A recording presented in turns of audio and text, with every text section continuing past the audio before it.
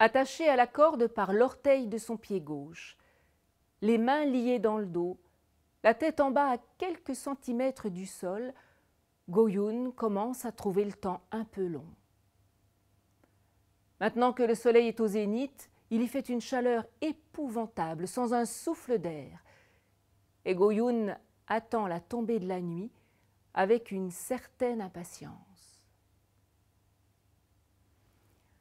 Go-Yoon était un jeune peintre, particulièrement doué et qui commençait à jouir d'une grande réputation dans tout l'empire du milieu. Pourtant, il menait une vie des plus simples, des plus modestes. Il n'avait même pas de maison. Il était logé, nourri, blanchi chez les riches qui lui commandaient une œuvre. On raconte qu'un jour, un mandarin lui avait demandé de décorer sa superbe demeure. Et Go-Yoon avait peint là sur le mur du salon un enchevêtrement de branches de pêcher en fleurs. La fresque était absolument magnifique. Mais chose étrange, le travail à peine terminé, il s'était dégagé un parfum délicat dans toute la pièce. Pourtant, vous savez comme moi certainement, les fleurs de pêcher n'ont pas d'odeur particulière. Intrigué par ce parfum qui persistait, le mandarin un jour a observé de plus près cette fresque. Et c'est comme ça qu'il a découvert que Go-Yoon avait peint dans l'angle du mur, du bas jusqu'en haut, une discrète et délicate liane de jasmin odorant. Alors vous allez vous demander sans doute comment diable ce jeune homme en était-il arrivé là? Attaché à la corde par l'orteil de son pied gauche, les mains liées dans le dos, la tête en bas à quelques centimètres du sol sous un soleil de plomb. Go-Yoon attend la tombée de la nuit avec une réelle impatience.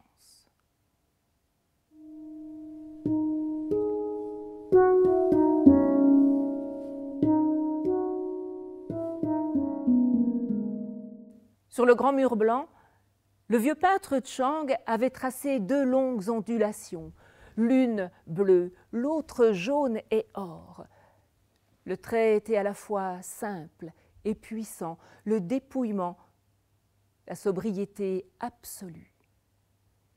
Une fois la fresque recouverte d'une tenture, la chambre est fermée.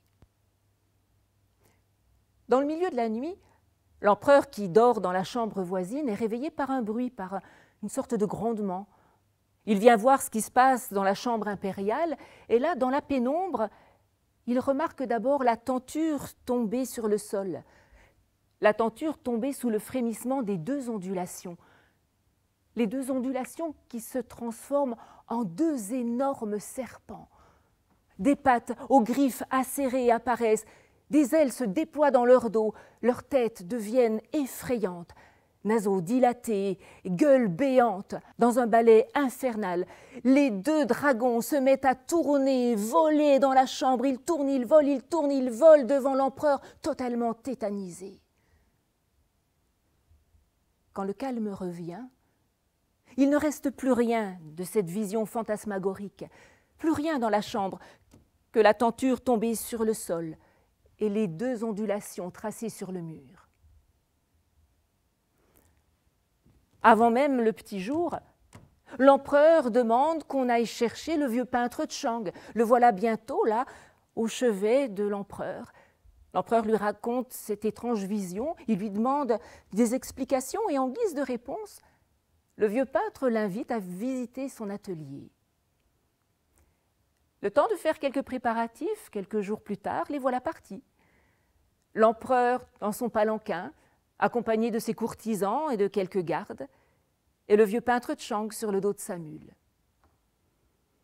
Après plusieurs jours de marche à travers la montagne, ils arrivent par un petit sentier devant une grande cavité creusée dans la roche. L'entrée est fermée par une porte de bambou. Seul l'empereur et le vieux peintre Chang rentrent dans cette grotte qui est assez grande. C'est l'atelier de Chang. Et pendant que l'empereur découvre cet atelier, un joli bazar, un joli capharnaüm, un atelier de peintre, quoi. Ici, des toiles inachevées, là, des pinceaux usagés, des pots de couleurs entamés. Le vieux peintre Chang, lui, allume une torche et il se dirige vers le fond de la grotte. Il invite l'empereur à le suivre. Tous les deux, ils s'engagent dans un passage étroit et de l'autre côté, ils arrivent dans une cavité beaucoup plus grande. L'empereur n'en voit ni le fond, ni les contours, c'est à peine s'il en devine la voûte. Chang, la torche à la main, s'approche de la paroi. Et dans le halo de lumière, apparaît une multitude de dragons peints sur le mur. Des dragons bleus, des dragons jaunes et or, des dragons comme ceux que l'empereur avait imaginés, comme ceux qu'il a vus danser dans sa chambre. Le vieux peintre Chang avance toujours le long de la paroi. L'empereur le suit. Et un peu plus loin, l'empereur remarque que les dragons n'ont plus de pattes, plus de griffes. Ici, ils ont perdu leurs ailes. Là, leurs têtes ne sont plus aussi hideuses.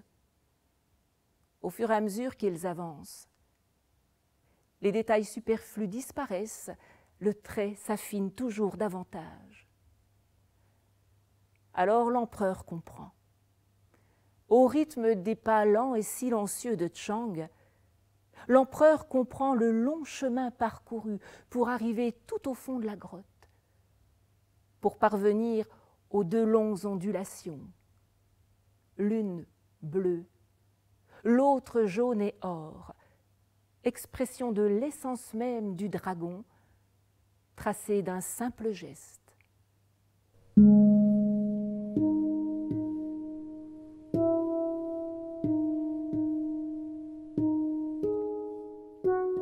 Dans son entourage, on disait de Khosrow Parviz qu'il avait le cœur aussi froid, aussi dur que les murs épais de sa forteresse.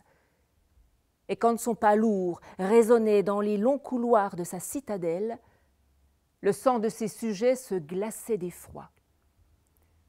Rien, jamais rien ne pouvait l'émouvoir. Il y a une chose qu'il aimait dans la vie, qu'il adorait, c'était son cheval. Son cheval qu'il avait nommé Shabdiz, cheval de nuit. Cheval de nuit parce que c'était un magnifique étalon, à la robe noire et luisante, un beau noir profond. Ses yeux aussi étaient noirs. On aurait dit deux petites perles qui brillaient des yeux de jais. C'était un beau cheval, puissant, élégant. Son allure au galop était à la fois ample et légère. Il sautait haut, il sautait loin, il était rapide, il était fougueux. Jamais Khosrow Parviz n'avait eu un cheval aussi beau que celui-là.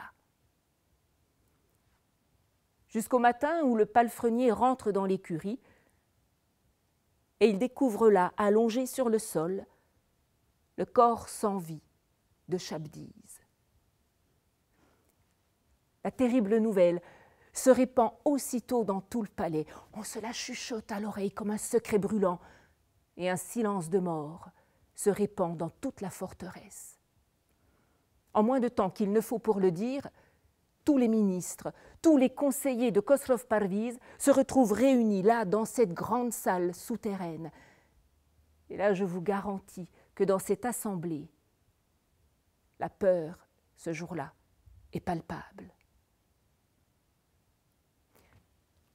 Une chose est sûre, il nous faut trouver une solution le plus rapidement possible. On ne peut pas imaginer Khosrow Parviz découvrant lui-même le corps sans vie de son cheval. Aucun d'entre nous n'en sortirait vivant. J'ose à peine imaginer sa colère. Alors si quelqu'un a une idée, moi j'ai une idée. On pourrait tout simplement demander à un mendiant, un sans-dents, un va-nu-pied, d'aller lui-même porter la nouvelle à Khosrow Parviz. Bon, non mais d'accord, on n'en parle plus, je sais, c'est terriblement injuste, terriblement lâche. Moi, j'ai une idée, on tire à la courte paille. Et puis, ma foi, celui qui sera élu, ben, ma foi, il faudra bien qu'il s'en remette à son triste sort. je sais, c'est plus facile quand il s'agit du sort des autres, mais bon, moi, j'ai pas d'autre solution. Barbad. Oui, le musicien particulier de Khosrow Parviz. Pourquoi? Réfléchissez 5 minutes.